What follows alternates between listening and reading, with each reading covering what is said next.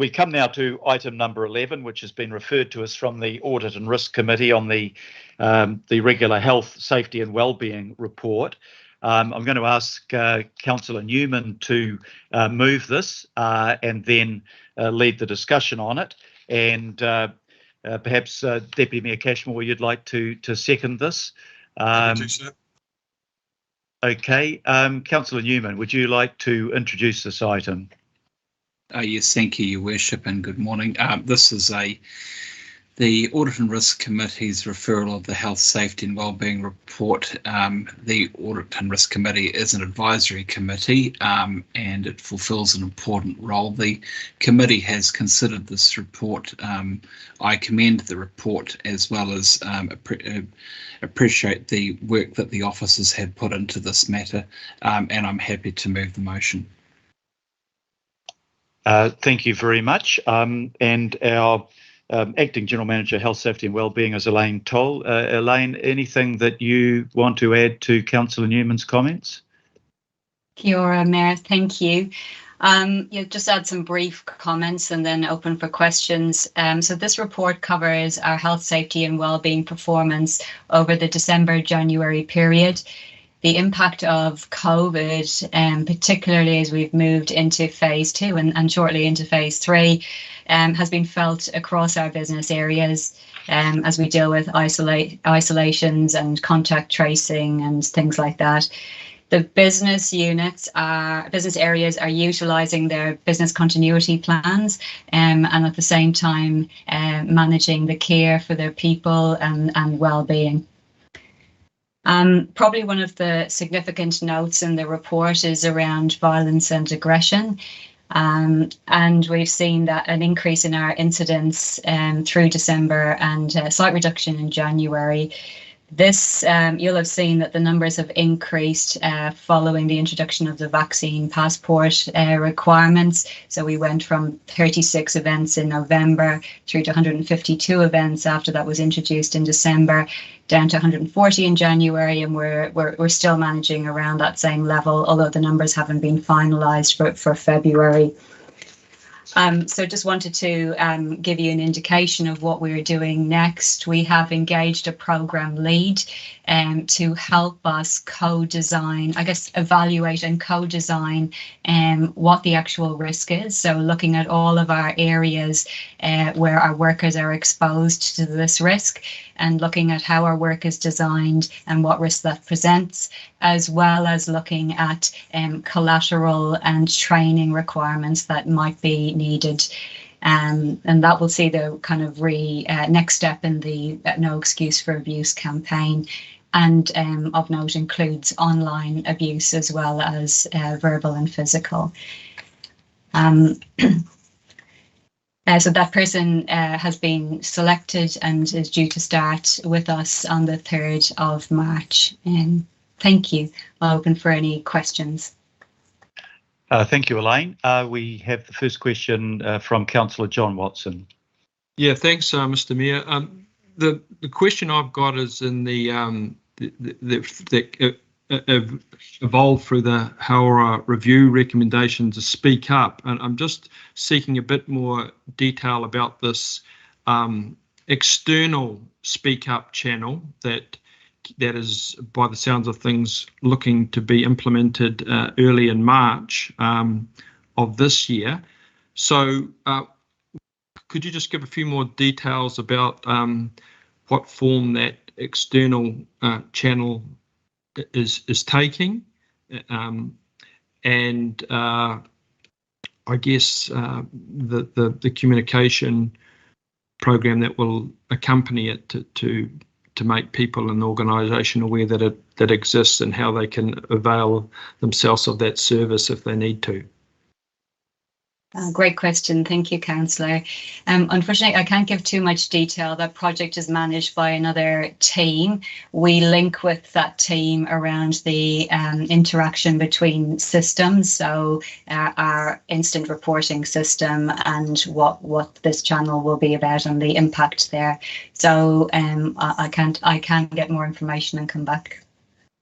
Okay, thanks, and appreciate that. Through the Mayor, it's Mark Maloney here. If I can answer the question on behalf of Elaine, Councillor Watson, Councillor Walker. The Speak Up channel, as Elaine has portrayed, is about to be launched in March. So we have procured an external channel.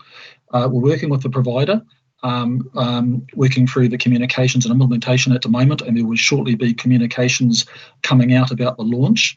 What I would say is we've worked very closely with an internal group we call our Challenger Group, which represents a very diverse workforce who are heavily involved in the procurement in terms of the criteria we used to meet their needs and address the issues coming out of the HUD audit review.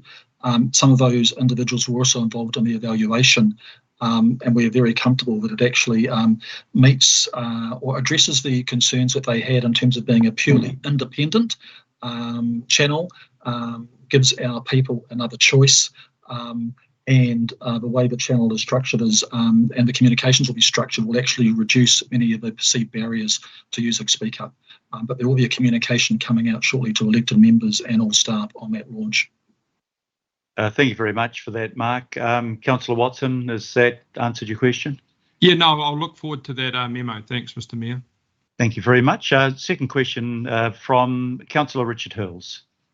Kia ora, thank you, Mayor. Thanks to the team again. I guess if you could tell me how the staff are faring or how we are checking in with them, especially with so many people working from home now and some of our community centres and pools and things closing, just with the violence and abuse against staff being so high still. It's constantly, in the 150 to 200 space month to month, which is high, and it would seem by the looks of Wellington and others that this kind of behaviour could well increase. Do we have plans to support staff, not just to prevent it happening, but also after these things happen? How are we wrapping support around them? Thank you. Great question. So the answer is yes. So we're monitoring those incidents that come through, and while in terms of risk level of the incidents, so we have quite a lot of verbal interactions, and they are supported. The teams are supported afterwards in the follow-up, and they're also supported by I guess EAP and the support services, making sure if that is required, that is made available, and that's certainly part of the immediate follow-up. It's also the debriefs that are done by the team leaders, and also de-escalation training. So in particular, those events, especially in December, were concentrated across libraries. And so there was a focus on rolling de-escalation training across our teams there, just so that they could, I guess, minimise that. And after an event, in the debrief and supports, we would manage the individuals. Thank you. And with are we getting intel or checking on threats that are happening out there? Because I have seen quite a lot of online from the Wellington that says local government and politicians, but also staff implementing this should be hung or abused and those kind of things. So that's through those through the protests right now. Do we have intel to ensure that these things are being followed up, or at least being looked out for? I'm just imagining with the Destiny Church protest over the weekend too, that could add some heightened sensitivities to. I just want to make sure our staff and that we have a really quick escalation policy to police or whatever we can if there is kind of lift of the threats. Perhaps if I could just jump in there in response to that question. Yes, we are monitoring as many channels as we can to look for any indication of intent. We're also checking in with all of our teams up and down through the hierarchy really frequently, encouraging our teams to make sure that any incidents of inappropriate behaviour or abuse are recorded in our system so that we can take action. And at ELT last week, and will continue to be very kind of active conversation. We are considering what further actions we can take to reinforce the messaging around no excuse for abuse, set expectations in the community to engage with us around what's expected and what's not tolerated. More importantly, equip our frontline people with better tools and techniques to be able to respond more effectively. Elaine talked about de-escalation training, but it's really important for our people to know that they don't have to tolerate certain levels of unacceptable behaviour, and if they're exposed to that, what actions they practically can take in that moment. And so we're working our way through all of those things. It's a really active discussion with ELT and our health and safety teams. Elaine's a part of that conversation, and we're just going to keep focused on that. Perfect. Thank you both. Yeah, thank you, Jim. I think it is a worry, particularly when you've got the events in Parliament, and it tends to give licence to a whole range of random individuals with, should I use the word, quaint theories of life and personality disorders. So it is a concern on behalf of our staff, and we'd want to know, and presumably we have liaison with police if there is a pattern of certain individuals creating difficulties. Yeah. Okay, thank you very much for that. Last question I have is from Councillor Linda Cooper. Thank you, Mr. Mayor. It might not be the right place to ask, but I mean, absolutely, you know, the level of aggression, the higher turnover with our retention, turnover with our staff, and we're doing a public campaign, which is asking the public to be nice and to not be abusive.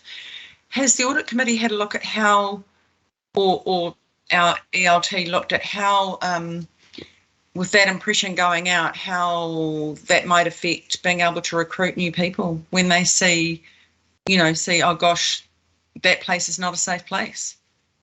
And I'm not saying that is any of our fault. It is what people are behaving very badly.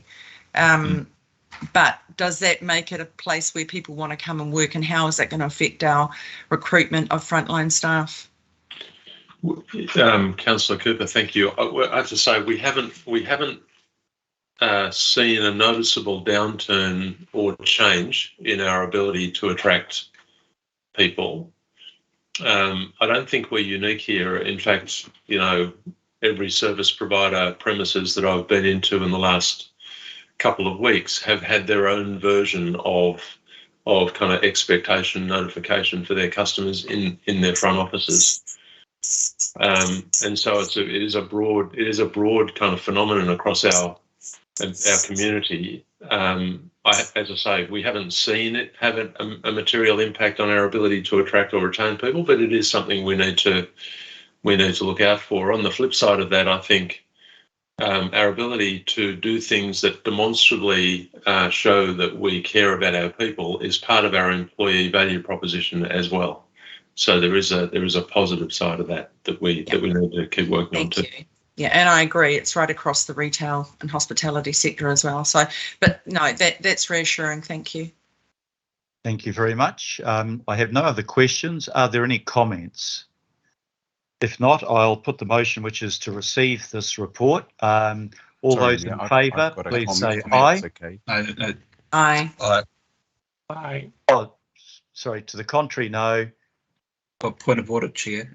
Your Worship. Yeah, I thought I heard a voice in the background. Councillor Newman, did you? Well, I was raising a point of order because before you were taking that vote, there was indications of comments from Councillor. Oh, I see. Sorry, and I hadn't seen those. So, can I just rescind that vote, and we will come to Councillor Collins and then Councillor Hills for comments. Thank you, Councillor Newman. Thank you, Mr. Mayor, and my apologies that you weren't able to see that comment earlier. So sorry about that. I just wanted to make two comments, Mayor, and the first was just around the Speak Up program. I've raised this before, and I know that Councillor Watson asked a question. I guess my comments are I really value the idea of getting an external provider to support staff and others who want to be part of a Speak Up program. A few years ago, I was involved in something similar, and I think what's really important is that depending on how people feel through the process, what's really important is that it provides a level of independence and confidentiality, but it also gives people a fair opportunity to be part of a fair process that will have that is undergirded by natural justice. And so I think it's really important that when people are involved in processes like this, that they have the confidence that when they're raising issues, they can, they keep a level of anonymity and that it's done in a confidential manner. So I just wanted to point that out, having been a part of a similar process a few years ago, and how that kind of the whole natural justice approach is really evident in it. And the other thing I thought, this is probably more just a human comment. I've had the chance the odd time to go to the swimming pools out south and pop into the library a couple of times. And I just wanted to say that in the conversations I've had with staff, I get a real sense of how they're doing at the moment. And this report for me is significant in highlighting that they're trying their best. They're really giving their best, our staff. And I appreciate their comments and sharing with me how they're doing, whether it's pool staff or our librarians. And I just think this report is so important that we understand their wellness and that we're doing everything we can. I just thought it was important to share that because they're making such a huge contribution to what we're doing in the community, and we all understand that it's pretty tough out there for them. So I just wanted to express my gratitude to the people I'm meeting who are doing such great work on behalf of our council. Thanks, Mayor. Thank you, Councillor. Councillor Richard Hills. Kia ora, thank you, Mayor, and thank you to Daniel and the Audit and Risk Committee and the members of staff who've been working on this. I just wanted to highlight that the amount of extreme pressure our staff and contractors are always under, but the extra kind of stress and cause for concern over the last 2 years, but also more recently the last few years, we're dealing with vaccine passports. We know that 83% of our staff wanted the mandates and passports. That wasn't made. The government didn't make us do that. That was because staff wanted that. But I still imagine it hasn't been easy when they're faced or asked, asking people or telling people they cannot enter council premises. So I imagine that's difficult. I also know that our compliance staff were abused and spat on and yelled at over the summer period too, when trying to deal with things like camping and illegally parked cars.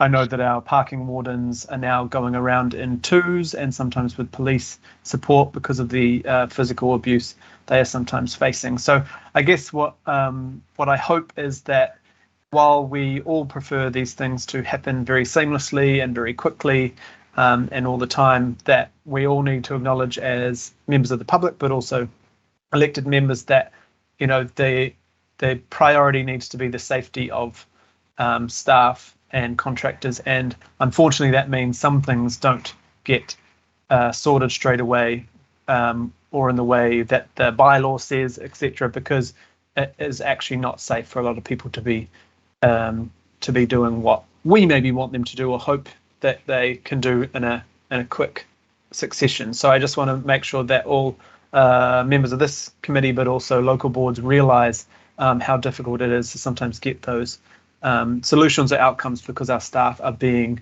abused, and that is really, really heightened at the moment. And I do hope that we stay safe over the weekend and that we can get through the next couple months with a reduction in this sort of violence and abusive behaviour. But just want to really just give a massive shout out to staff and contractors who are out there doing so much of the good work under really tough conditions. And I just don't think it's unfair the way many of them are treated. So thanks, Mayor. Thanks, and my apologies to councillors for almost cutting them off. I will pause a little more before I put the motion, but if you've all got your chat bar on and you can see that we've come to an end of a session, if you can anticipate me just a wee bit by indicating if you'd like to make a comment. So I'll put that motion again. All those in favour, please say aye. Aye. To the contrary, no. I declare that carried.